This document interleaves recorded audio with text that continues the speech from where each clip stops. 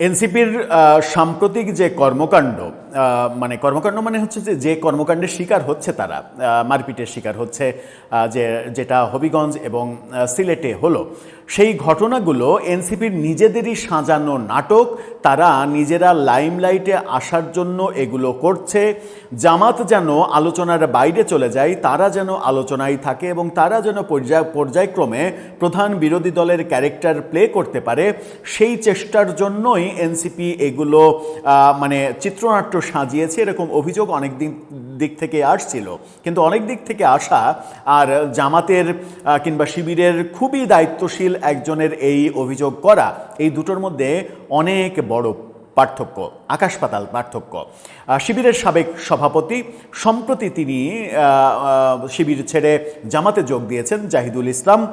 কদিন আগে পর্যন্ত শিবিরের সভাপতি যিনি ছিলেন, তিনি এই ধরনের একটা ভয়ঙ্কর মন্তব্য করে ফেসবুকে পোস্ট দিয়েছেন, যেটা নিয়ে তুল কালাম কাণ্ড শুরু হয়েছে।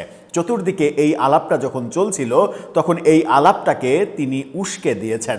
অনেকে বলছিল যে বিএনপির এবং এনসিপির এক ধরনের সমঝোতা হয়েছে, সেই সমঝোতার জন্য এনসিপিকে লাইমলাইটে আনার জন্য জামাত যেন আলোচনার বাইরে চলে যায়, এবং জামাতের সাম্প্রতিক যে কর্মকাণ্ড, সেই কর্মকাণ্ডে তারা এমনিতেই ব্যাকফুটে আছে, তাদেরকে যেন আরও ব্যাকফুটে পাঠানো যায়, সেই জন্যই এনসিপির সঙ্গে এক ধরনের সমঝোতা হয়েছে বিএনপির, এরকম আলোচনা অনেকেই করার চেষ্টা করছিলেন।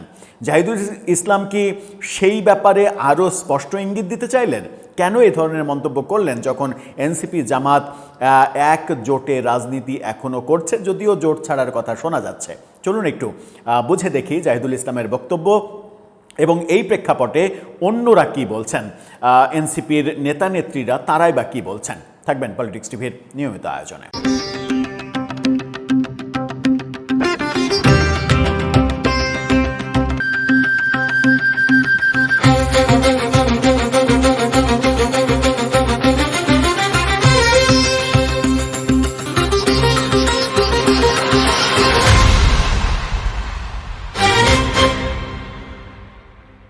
দর্শক, বলছিলাম শিবিরের সাবেক সভাপতি এবং বর্তমানে জামাতে যোগ দিয়েছেন যিনি, জাহিদুল ইসলাম, তার মন্তব্যের কথা। তাকে নিয়ে, তার ফেসবুক পোস্ট নিয়ে গণমাধ্যমে আবার খবরও হয়েছে।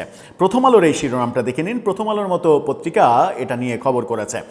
তারা বলছে, এনসিপির নেতাকর্মীদের ওপরে হামলা নিয়ে সাবেক শিবির সভাপতির মন্তব্যে পাল্টাপাল্টি বিতর্ক। কি মন্তব্য করেছেন? হবিগঞ্জ সহ দেশের কয়েকটি স্থানে এনসিপির নেতাকর্মীদের উপরে হামলার বিষয়ে ইসলামী ছাত্র শিবিরের সদ্য সাবেক কেন্দ্রীয় সভাপতি জাহিদুল ইসলামের একটি ফেসবুক পোস্ট পাল্টাপাল্টি বিতর্কের জন্ম দিয়েছে। বিতর্কের মধ্যে জাহিদুল ইসলাম তার পোস্টটি আবার পরে সরিয়ে নিয়েছেন কিংবা নিতে বাধ্য হয়েছেন, এরকম অভিযোগও রয়েছে। জুলাই পদযাত্রা কর্মসূচিকে কেন্দ্র করে গত মঙ্গলবার হবিগঞ্জে নাসিরউদ্দিন পাটোয়ারি এবং সার্জিস আলমের গাড়িবহরে যে হামলা, সেই হামলা যেগুলো হয়েছে সেগুলো নিয়েই মূলত মন্তব্য করেছেন।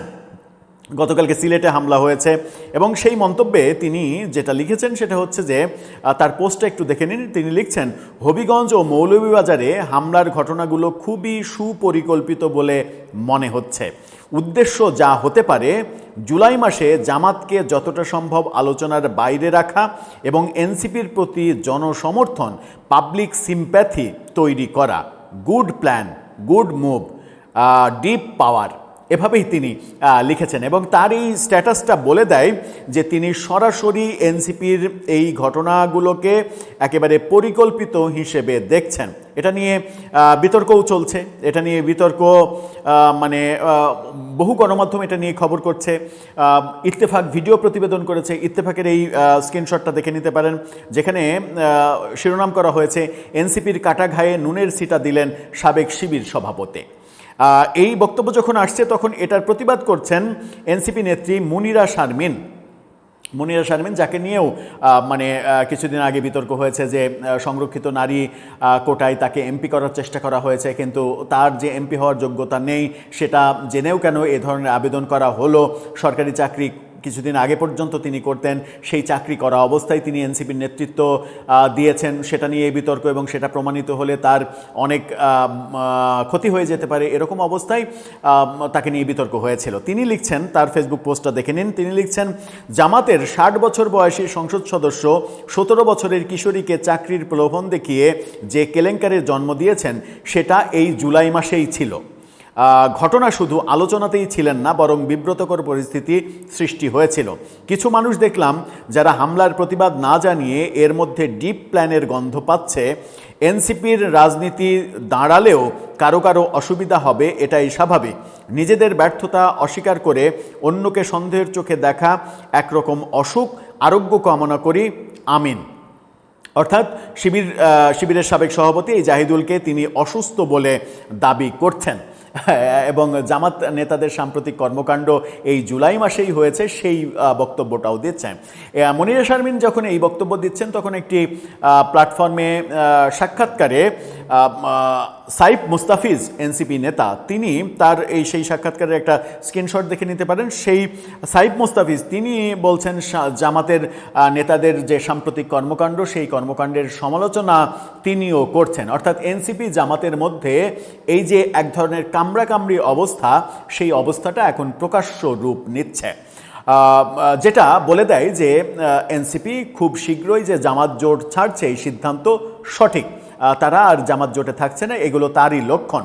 জামাতের নেতাকর্মীরাও বুঝে গেছে যে এনসিপি জোটে থাকছে না, সুতরাং ওপেনলি তারা মানে এই যে হবিগঞ্জ এবং সিলেটের মার খাওয়া ঘটনাটাকে একটা ডিপ প্ল্যান বলছে। ডিপ প্ল্যান নাকি ডিপ স্টেটের প্ল্যান, নাকি এটা মেটিকুলাস ডিজাইন?